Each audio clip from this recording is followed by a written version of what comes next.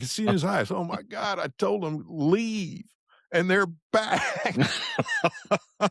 I'm going to get to the point within 60. I'm going to ask him for 60 more seconds of his life Right. and then I'm out.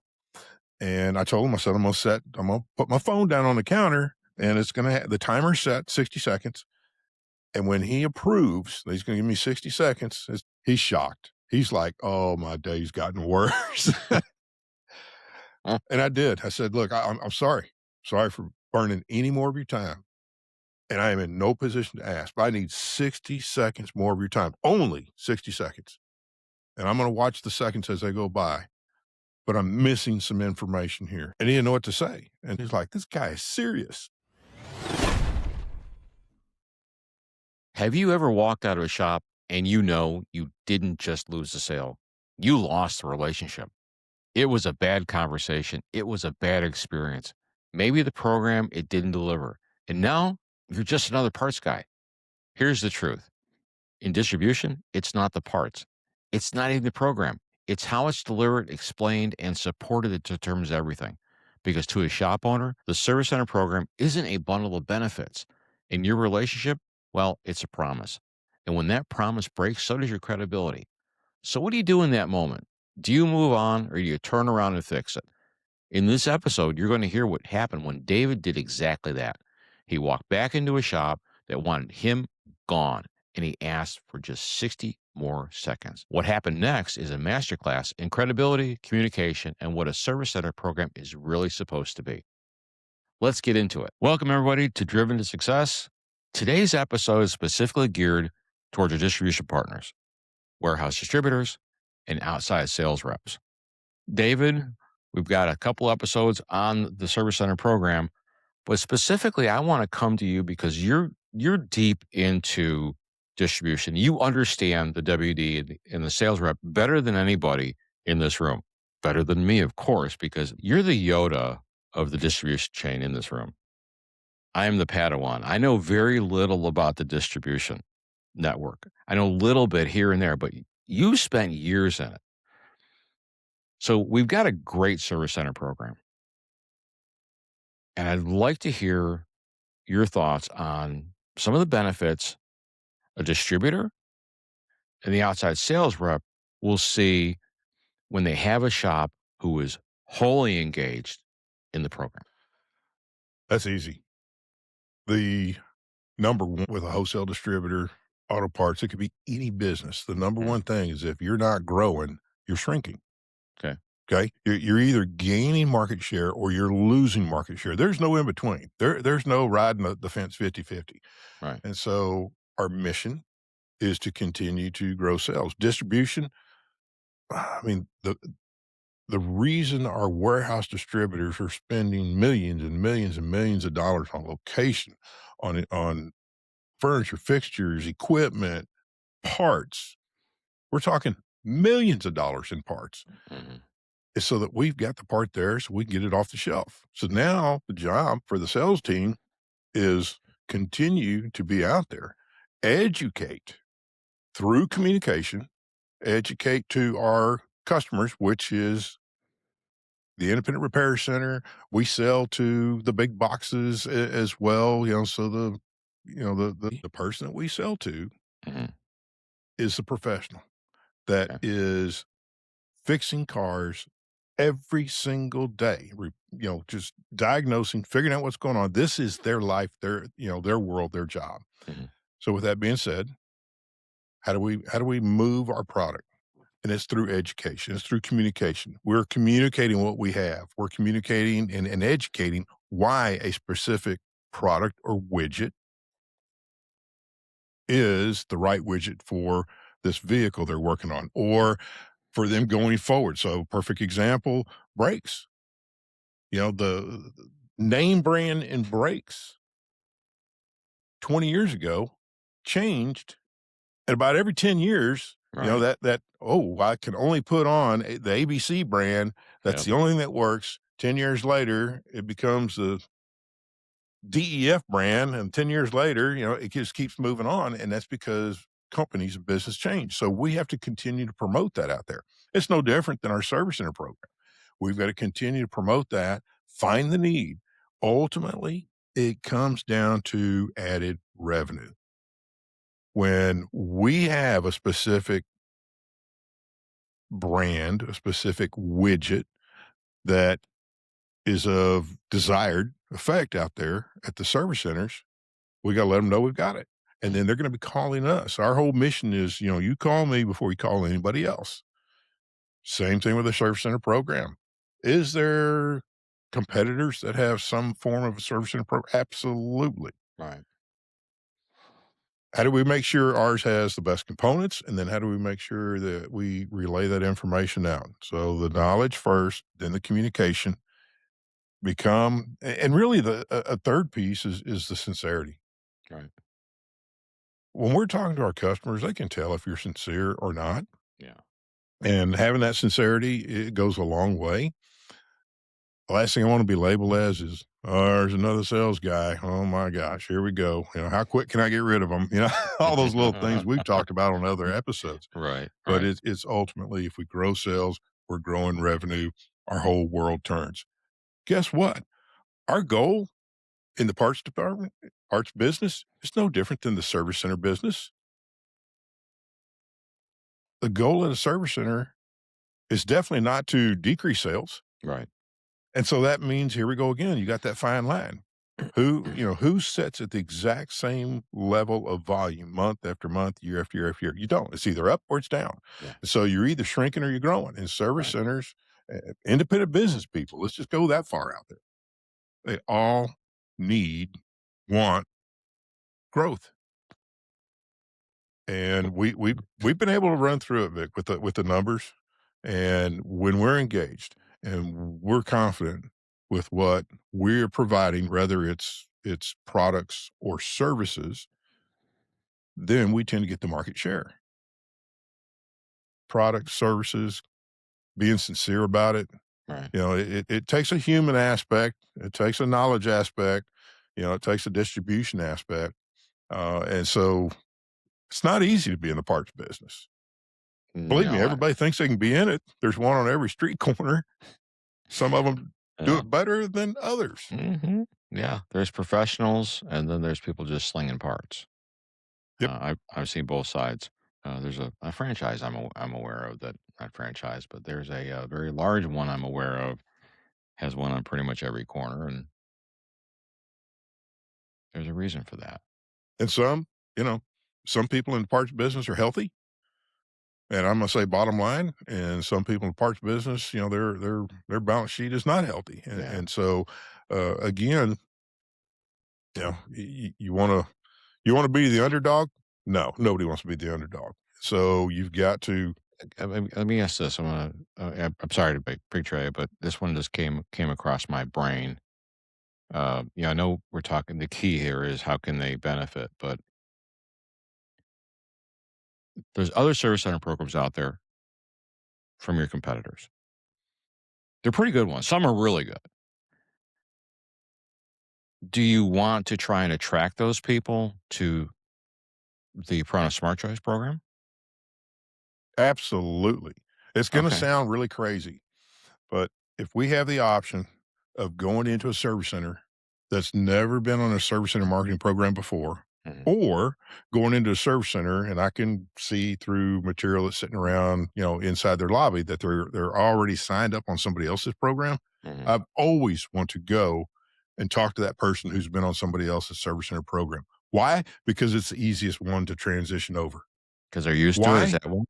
Well, two things. Number one, somebody that's never been on a marketing program before, service center Mhm. program before, they look at these as individual widgets, not as a complete marketing program. So you got to Okay. spend a little bit of time and you got to back up and why, how come, why is it important to you? You're Joe's Auto and down the street, you've got a big box, and that big box happens to be associated with 6,000 other locations across the United States. And so we're trying to explain to them the very first, why are we even discussing this? Why are we even walking in your front door? Whereas if I go to a service center where they've been on one of my competitors' programs before, we're already past all that. Okay. Then the question I ask right away, which tends to work for me every single time, is talking to the service center owner. Hey, appreciate you. I'm David from the Farmer Network. Hey, before we talk about some components that I want to touch base with you on, I have a few questions to ask you, but really the number one is you're on my competitor's program. Yep. And that, yes, no. I mean, the plaque is up there. Or if you weren't, when did you get off of it? How long you Right. been on it? It's really not that big a deal. But whoever walked in there first, semi-educated the service center on why they need to belong to a nationwide program. Right. So that part of it's done. Then the very next question I ask is the direction I take is what we mentioned earlier is, hey, I'm curious. I understand their program pretty good. They're my competition. I need to. It's part of Mhm. what my job is. So out of all the components that they have within their service center program, what are the top three things you use on a regular daily and weekly basis in your business? And I stop and I wait for it Okay. and I wait for it. And most time I get nothing. And Okay. the reason I get nothing is because the number one thing that we miss in our industry, and I'm not blaming it on the competition. I'm saying it's them, us, everybody. The number one thing we miss is we miss the reason for having a marketing program, and we miss the communication to give to that service center. So we get somebody excited, show them a few pieces of glitter and whistles and bells and all that kind of stuff. Oh my gosh, they sign up, and then we think our job is done. And the challenge is it almost has not even started yet. Okay. Mhm. Our job is to be a business partner, and our service center owners can tell when we walk in that door if we care about them Mhm. and their business, and if we come to them with knowledge, Right. or if we're just I've got 100 flyers and I got to get rid of. Hey, Bob. Hey, Bob, can I just leave 90 of them here and I only got 10 more to give out? I'm telling you, those kinds of things happen. You've seen it out there, I Vic. agree. I can validate that that has happened. Yes, yes. And so, Yeah. getting back to, key benefits for the OSR is Mhm. the exact same key benefits for the warehouse distributor, is the exact same key benefits for the service center. It's all about growth, Mhm. or, you know what, I'm just going to keep doing what I've always been doing. And just the cost of living, you're gonna start decreasing in sales. Right. How about loyalty? So, the reason I ask loyalty is because we just talked about picking off that person from the service center program for the other company. If a LSR does a really good job with the program, does the program have the opportunity to create loyalty to the OSR and loyalty to the WD? Absolutely. Okay. Absolutely. If we're engaged, and I want you to think back when you had your shop, the you bought from multiple people. No, Mhm. nobody in our industry has every part needed every single time. Right. And so you do. You've got a series of car dealerships you have to buy from. You've got a series of parts houses you have to buy from. I'm confident in saying that from time to time you had to buy a widget from a big box store. Mhm. It's just wherever it could come from, you've got to get that car off the rack. Right. That's the most important However, thing. yeah, absolutely. However, where would the majority of your purchases go? I would venture to say it's going to go to the supplier. Mhm. You're going to generate loyalty. There's various reasons why you generate loyalty. Well, number one, you know, it's whatever's important to you. It might be consistent delivery. Right. We hear from time to time, and I know you and I covered this briefly in an episode, but we hear from time to time, shop, you can get it to me 10 minutes. Right. You got my business. And what we see, especially from the wholesale environment, we tend to generate systems that are consistent. And so would you rather have a consistent delivery where I've called my number one supplier because they're consistent. I know every 45 minutes. Depending on the market, it might be every 30, it might be every Right. hour. Right. But depending on the market, I know this is when they come, or this guy, oh, he can get to me in 10 minutes. The next time you call him, it's an hour and a half. Right. or 3 hours because they're transferring it across, across the world to get you this one part. And of course, we're never going to tell you that. We're just trying to make things happen. Right. So loyalty could be again the salesperson.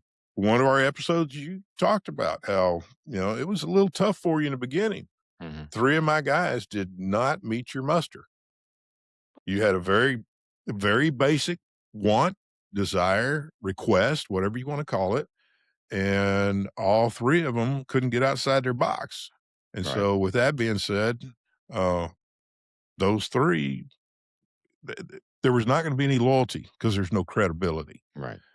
And so, those 3 didn't have the opportunity to call on you, Vic. One of those 3 could be sitting here behind this microphone right now if you really think about it, right? Yeah. Yeah. I totally agree. And Totally agree. it was you and I, and it I'm telling you, it's the passion, Yeah. to say, "Wait a minute," and I've mentioned this, everything's fixable. Mhm. We just gotta slow down and listen, and that turned into credibility, which turned into loyalty, and I appreciate it. I absolutely appreciate the loyalty you've shown over the years, and I don't think it was not given.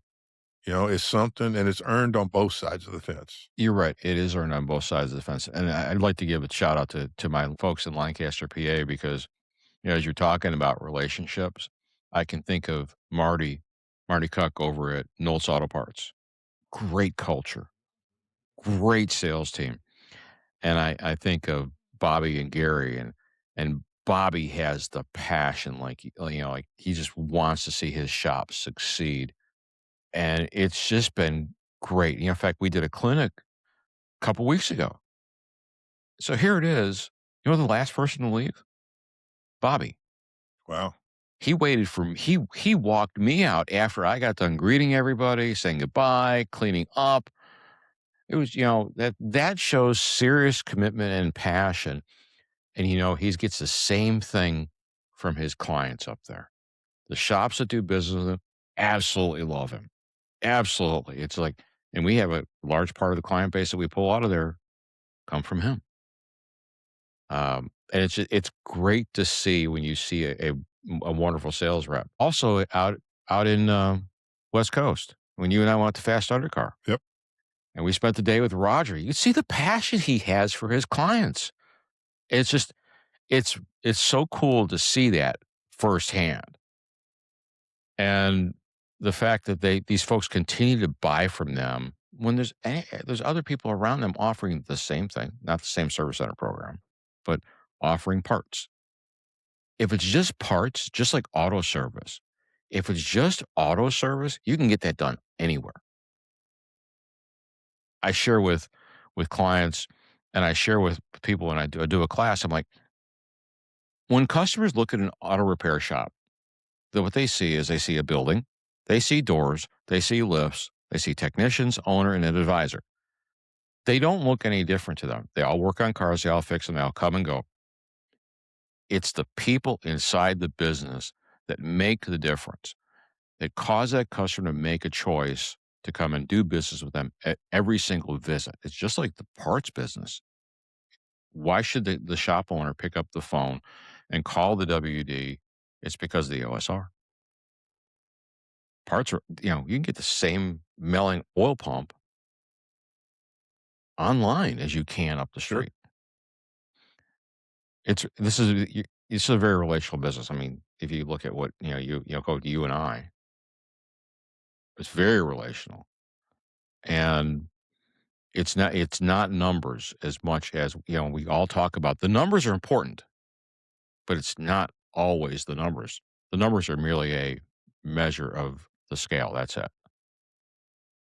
Yeah, and numbers are a byproduct Yeah. of the OSR. There's a number of the byproduct of the knowledge, the sincerity. I mean, there's a lot of human Mhm. intervention in this industry, and a lot of it has to do if you start, going through and thinking about, some star citizens in your life. Mhm. So much of it has to do with, having a clear mind and a great heart. Yeah.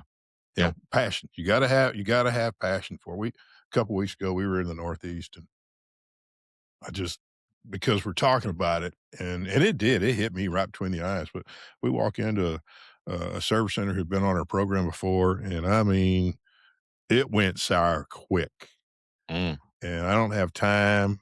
I did this. I had this warranty. What good is it if nothing's covered under the warranty? I had to Right. tow this car back hundreds of miles, so you had a $250 tow bill, and then come to find out it was struts that were put on the vehicle, and that was another $200. Mm.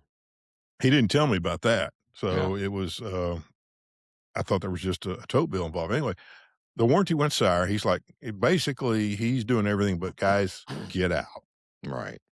And so, you know, caught me off guard. We get in the car, we're driving to our next appointment. We're close to 14, 15 minutes away from this shop. Mhm. I told the OSR that I'm with, "Hey, we can't leave it like this. How are you ever gonna walk back in there?" Right. You know, and of course, I put it all on me. I said, I messed that one up. We don't know the whole story. We can't even fix it because we don't even know what's broke. All that we Right. know is he had a warranty and he towed it back. Why? How come? What's going on?" And so I said, "Turn the car around."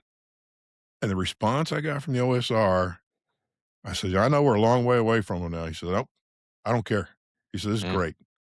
I mean, he got fired up. Nice. We drive back. Vic, we walk in. He wasn't in his little front area. He happens to pop through a door, and all of a sudden, there's big, 2 tall, ugly guys, and he's like, "Oh my" I can see in his eyes, "Oh my god, I told them leave, and they're back."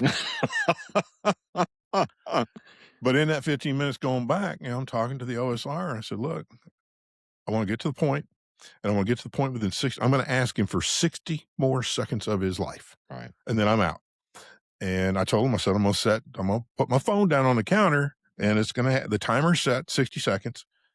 And when he approves, that he's gonna give me 60 seconds. It's just Mhm. a conversation I'm having. Then I'm gonna hit a start button and put it on the counter. So we get back. He's shocked. He's like, "Oh, my day's gotten worse." And I did. I said, "Look, I'm sorry. Sorry for burning any more of your time. And I am in no position to ask, but I need 60 seconds more of your time. Only 60 seconds. And I'm gonna watch the seconds as they go by, but I'm missing some information here." And he didn't know what to say. And so I go and I put the phone down. He sees the 60. I said, "Can I have 60 seconds, 60 more seconds of your time, please?" Mm. Bam. He said, "Yes." He's now watching my phone. He's like, "This guy is serious." So quickly I found out. First thing I said is, "Look, I have no idea, but you said you had a warranty that went bad, $250. And I had already told my OSR what we're going to do. I want to learn from this. Even if I don't get your business back, I want to learn from this. But bottom line, I'm committing to you. As soon as I'm done, you're going to receive a link from me for $250. That's how we pay our claims." Right. And then he was kind of caught off guard. And then I'm like, What happened? What was the widget? What was going on? Who did you call?" Well, come to find out, it was our program. Mhm. He was signed up with another wholesaler. We share a lot of markets. Right. And he didn't call the warranty line. He called a counter guy. And it Ah. sounds like the counter guy thought this was an in-town claim, Mhm. and those particular units that were put on the car were only covered for 12 months from our manufacturer.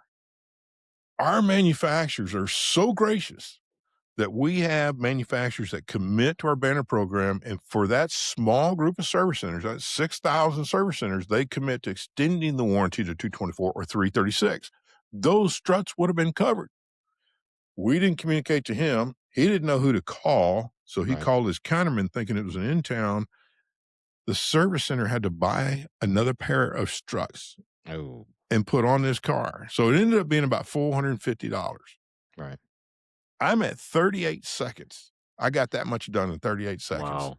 And I said, "Okay." Said, "So correction, not 250, it's 450." So again, just to let you know, this is what I'm gonna do, but I'm doing it because it's that important to me to understand how to grow from this." And he was just so taken back. Mm, But we couldn't walk in there again. How could either one of us ever sell him an auto part?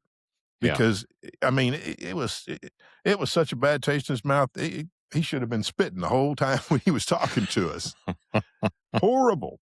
You gotta have the you gotta have the and it was passion, curiosity. I mean, our sales guy, he just you could see it. You could feel it. Right. "Man, this went wrong. Who is this guy in my car?" So, I don't need any more help from him. I don't know, Vic, I got on a tangent, but it is. It's so much about understanding, gaining the knowledge, because you can't fix a problem until you know Mm, what the issue was, right. and the understanding and gaining the knowledge to do that. This gentleman's still buying from us. Well, gee, then you just, I would say you just put the nail in this episode. Do the right thing. You did the right thing. You honored the customer. You retained their business. I can think of no better reason than that why somebody shouldn't be part of the Service Center program from an OSR and WD standpoint. Man, David, that was fantastic. Well, and there's no way I could have walked back in there, and this is where sometimes as an OSR, we don't see the credibility we built with our customers. Mhm. There's no way I could have walked in there by myself. I mean, instantly, I would have been out because Yeah. he's never met me before. Well, he did. He met me 30 minutes ago because it took me Right. 15 minutes to get out of there and 15 minutes to get back. Mhm. But bottom line, the only reason is because my credibility was standing right next to me Right. from that warehouse distributor. And so he was willing to give me that 60 seconds. Mm. And so it don't take it for granted when you're out there and you have passion and drive and you're not show up, but when your customer base can feel it coming from you, that's huge. Yeah. That is huge credibility for anybody working with you. That's why I think I got such a cool job because I get to work with independent wholesalers across the whole United States. And the sales teams at independent wholesalers are so much different, so much more in tune with their customers and their customer base and knowing families and specific situations and all that kind of stuff. It makes a difference. They don't want somebody to come out and hand them flyers. I mean, Right. it costs money to get rid of trash nowadays. And that's where it tends to get filed away. Yeah. There goes the route file as soon as they walk out the door. Yep. Yeah. Wonderful. Man, good episode, man. Good episodes. I'll let you summarize it because these are your peeps. Well, we started off with the question of what's the key benefits for the OSR? And really, the sky's the limit on this. The key benefits is really what I'm asking OSRs out there to do is to, number one, evaluate themselves. Do you like what you're doing? Do you like being out? Do you like talking, talking to people and really understanding a little bit about them? And sometimes that'll be a business conversation. Sometimes that might even be a personal conversation. Do you like having some of the best? I mean, we share a lot of products out there. When I say products, having some of the best products out there, it's the combination of product, widget, and a combination of the system that you work with. So if you're at a WD, things move a lot differently than if you are working for a big box. Some of the big box we've talked about, sometimes you become a number and that's it. No, when we go out in the field, we want to know you as Ray or Vic or David, and you know their customer base out there, and do they share details? Do you ask them pertinent questions? Do you want to understand more about what that individual shop needs? So if you have some of these things as you're going in and you're treating every shop, I'm going to say a little bit differently because every shop is run different, different owners, different needs. If you've got that, I don't want to say investigative mode, but a curiosity mode to really understand what's needed. And then look at your playbook and do I have the specific widget, whether it's a system or a product or a service that's needed to help overcome those challenges. And then at the end of all of it, you kind of get giddy about it. You get, kind of gassed up about it. Oh man, that was great. You feel it. You feel the positive in it. Those are some of the things, those are the benefits of the OSRs, outside sales representatives out there in our warehouses. And I see it day in and day out. Mm. Keep the drive alive. Know what you're talking about. We can help you with the knowledge. And you got to love what you do. And I mean, maybe you got to grow into something, but you really got to love what you do. And all of a sudden, your job is not going to be hard. And what you do today will help benefit what you're going to do tomorrow, what you're going to do next month, and what's going to end up happening for the entire year. And that was fantastic, David. Nice way to close it up. Well, as always, Vic, these are awesome opportunities out there, and we have got a pretty extensive guest list coming up. So Yes, we I'm do. just kind of teasing everybody out there. Stay tuned as we get everything lined up. We got big event coming, the end of May as Yeah, well. May. Yeah. So we got a big industry event Mhm. out there. And so you're going to be able to hear a lot of what goes on behind the scenes. Yes, we will. We will have a lot of cool things coming. Yes, sir. All right. Well, for Driven to Success, I'm Victor Rosick. And I'm David Wofford. Till next time. Sometimes the biggest lessons don't come from the shop. They come from the road. And this one's simple. Do the right thing, even when it's uncomfortable, especially when it costs you something. That's how you earn the next call. If this hit home, follow Driven to Success so you can stay connected. We've got more lessons coming for the road, and they're coming your way.